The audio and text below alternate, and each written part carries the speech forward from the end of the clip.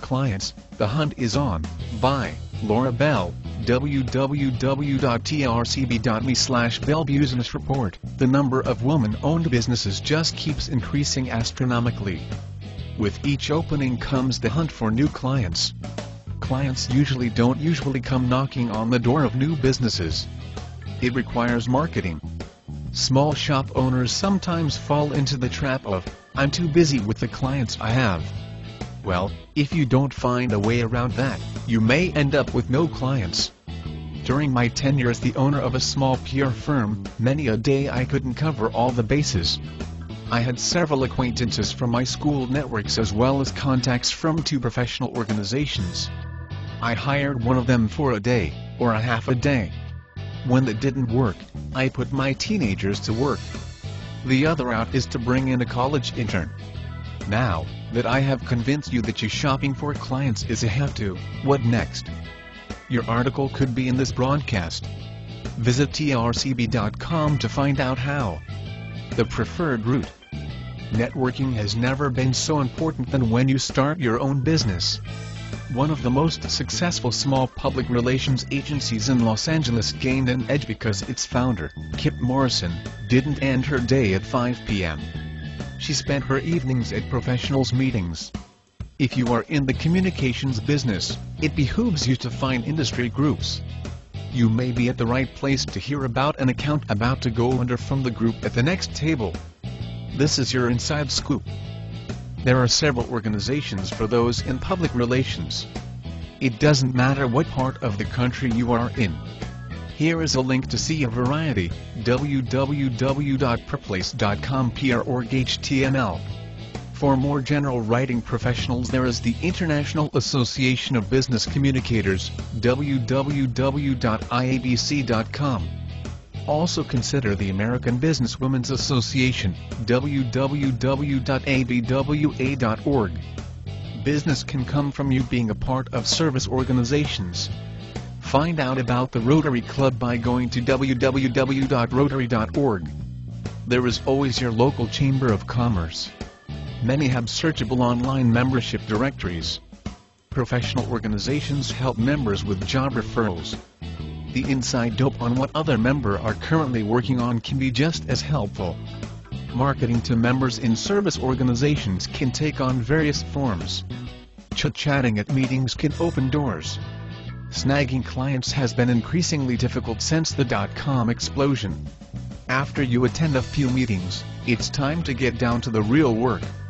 Marketing is anything you do in order to get your product or service to market. Marketing covers all and every sales gimmick anyone ever came up with. The problem is they forgot to mention that it is old-fashioned hard work. Direct mail sounds old-fashioned in the age of websites and blogging. One of the reasons you join groups is for their directories. Some actually still print them. You form a mailing list and decide on a pitch letter. You can never tell until you try a group out whether or not someone will bite. The trick is not to mail 1,000 letters and end up empty-handed. You do a test run on 30 or so and wait patiently. In this day of 24/7 work, many will not stop and answer immediately.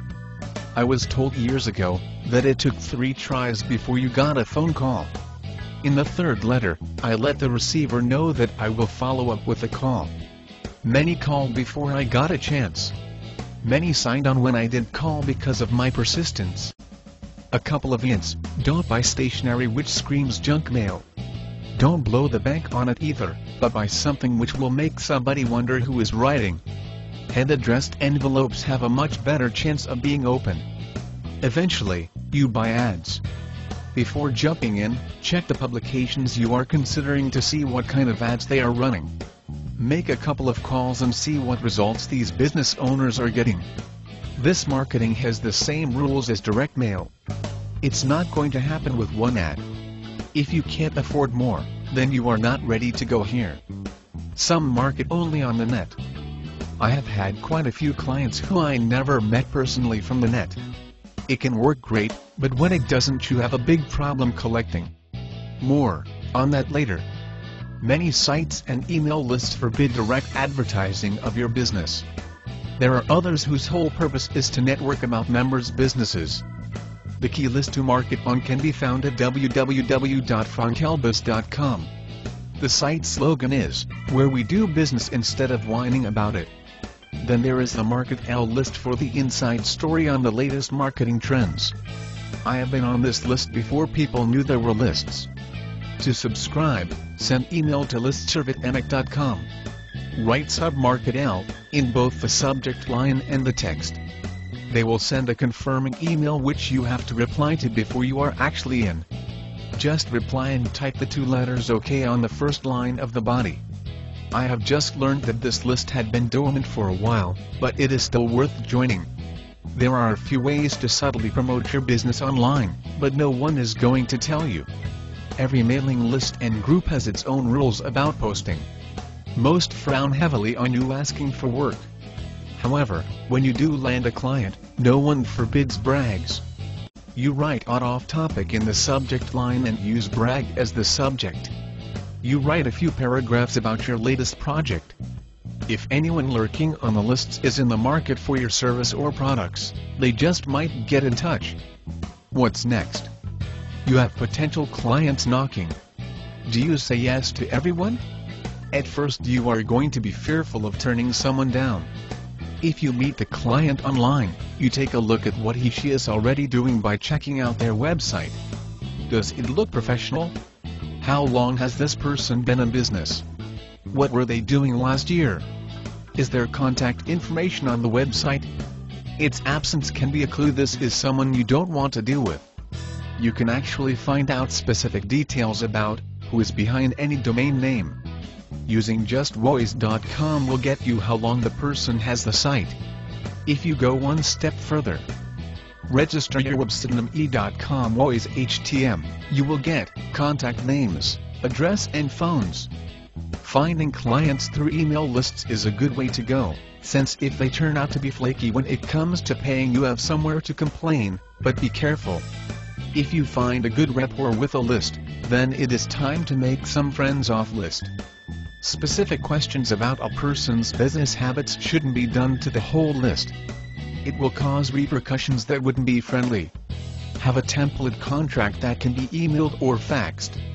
If this person shies away from a contract, it's best to go elsewhere. The most important part of this contract is the clause about your down payment.